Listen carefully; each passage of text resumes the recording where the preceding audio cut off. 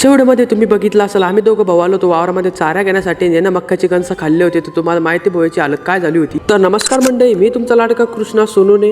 याने जास्तच तिखट लावल्यामुळे याच्या पूर्ण बॉटल तरी पाणी पिलं तरी याचं तिखटच जात नव्हतं. त्याच्यामुळे यांना बेंड खोलायची कोशिश केली पण याच्याकडून काय खुललंच नाही. ते मी पण बेंड पाण्याच्या साहाय्याने खोलायचा प्रयत्न केला होता पण माझ्याकडून काय खुललंच नव्हतं. तरी पण मी डायरेक्ट वरचा पाईपच काढून घेतला. त्याच्यानंतर यांना मस्त पाणी वगैरे पिलं होतं.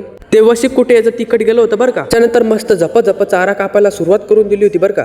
आणि मला थोडा फारच चारा घेणं होता कारण की आमच्या घरी आता एकच गाय आहे त्याच्यामुळे काय जास्त चारा लागत नाही. मस्तपैकी एक पेंडी चारा कापून झाल्यानंतर त्याला मस्त असं आवळून बांधून घेतलं बरं का.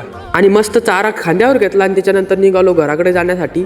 घरी आल्यावर याला म्हटलं आता तू चारा टाकून दे पण मस्त लगेच चारा टाकून दिला होता बरं का गायला. त्या दिवशी सकाळी उठत नाही तर आई आणि आजीचं इकडे मस्त कोरड्या घालायचं काम चालू होतं. गावाकडच्या मुलांना तर माहिती कोरड्या म्हणजे काय आहे तुम्हाला तर सांगायचंच काम नाही. त्याच्यानंतर माझा भाऊ म्हणे चाल आपण विहिरीवर पवायला जाऊ. तर काय मित्रांनो लगेच विहिरीवर गेलो होतो ना. आपले प्रज्वल सर काय म्हणतात एकदा तुम्ही ऐकून घ्या.